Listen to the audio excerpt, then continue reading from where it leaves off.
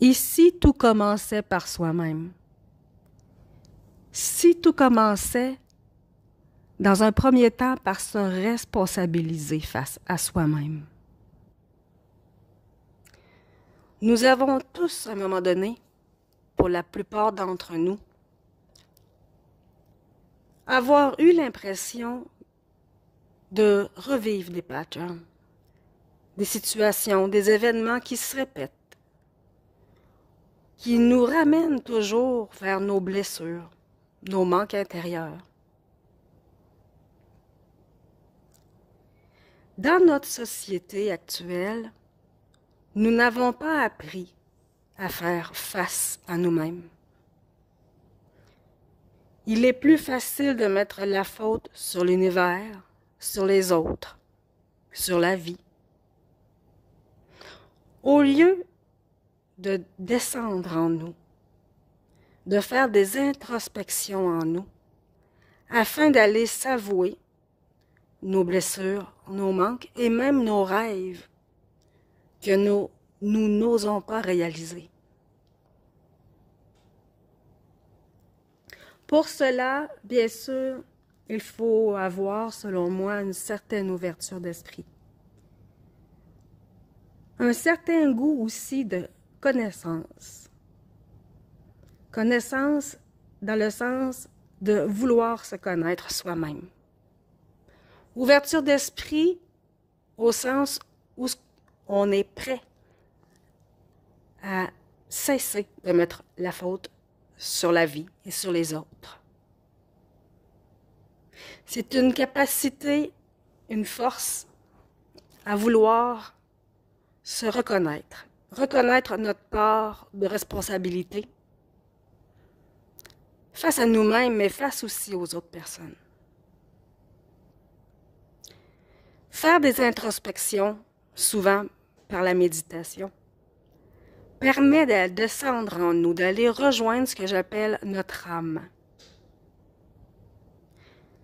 Lorsque notre esprit, notre mental est plus calme, c'est plus facile de pouvoir ressentir ce que l'on porte en soi. Ce que l'on tente de fuir depuis peut-être notre enfance. S'avouer nos blessures, nos manques et nos rêves,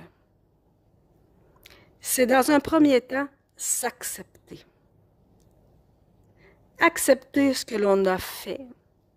Accepter ce que l'on n'a pas fait. Ce que l'on aurait dû peut-être faire. Mais c'est aussi par ce chemin que nous allons trouver les bases d'une réelle paix. Une paix qui commence avec soi-même. Une paix face à notre vie, à notre monde intérieur. Une liberté. Une liberté de s'autoriser à être soi-même.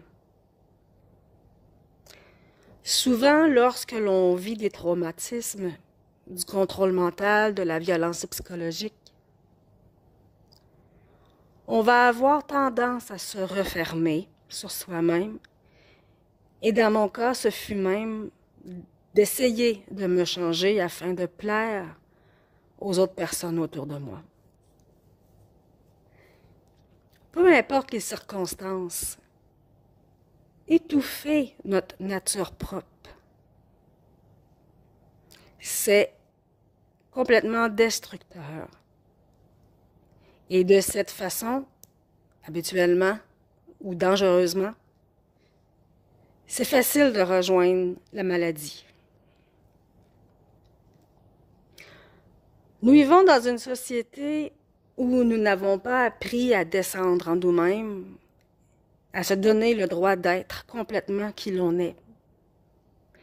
C'est pourquoi tant de principes sont plus en force aujourd'hui que le fait d'être authentique et transparent. Si tout commençait par soi-même, par cette rencontre avec soi-même. On pourrait, par la suite, avoir de meilleures relations avec les autres. Puisque nos manques et nos blessures intérieures, quand elles ne sont pas acceptées, vont avoir tendance à être remplies de l'extérieur, soit par une surconsommation matérielle, l'alcool, trop de travail, trop de sexe.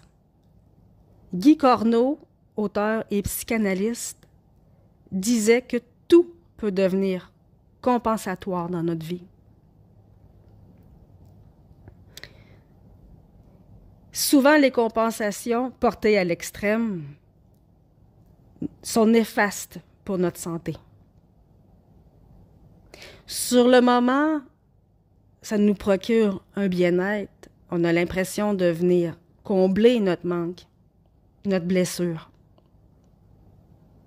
Mais à long terme, on continue de se faire mal à soi-même. Ce qui est le plus triste est que si on ne se donne pas le droit de vivre nous-mêmes et que l'on compense, nous mène aussi à compenser par la présence de d'autres personnes.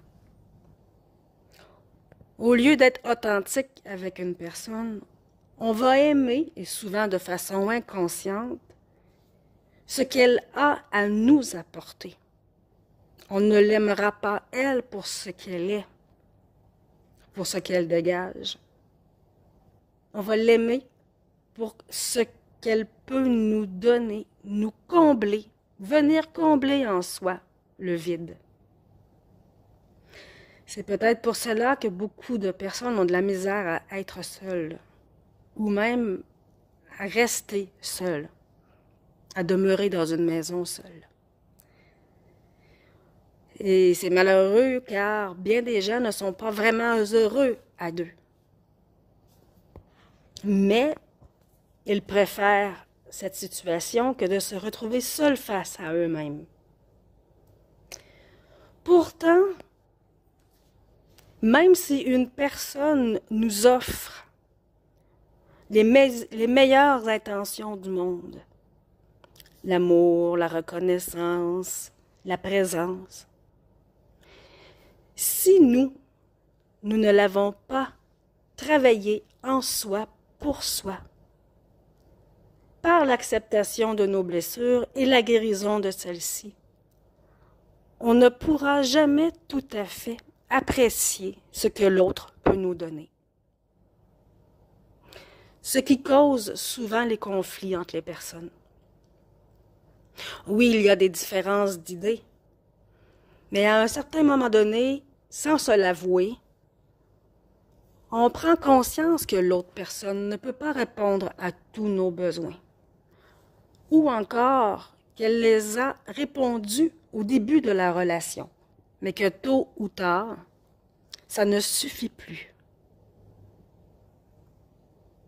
Si tout commençait par le fait de se responsabiliser soi-même, nos relations avec les autres seraient plus authentiques, portées vers un réel amour, car chaque personne serait plus autonome avant d'aller chercher chez l'autre personne ce qui lui manque. Ça ferait des relations plus équilibrées, sûrement portées moins sur le mensonge. Au lieu de mentir, on s'informerait de qu'est-ce que l'autre personne souhaite, elle, dans son parcours, atteindre. Alors, en conscience, nous pourrions choisir si l'autre personne peut vraiment faire un bout de chemin avec nous, si vraiment nous pouvons grandir à ses côtés. Au lieu d'avoir des relations, parfois où une personne est plus dans le rôle du menant et l'autre dans le rôle qui va suivre l'autre. Je ferai d'autres messages comme celui-ci portant sur l'importance de se responsabiliser et d'aller à la rencontre de son âme.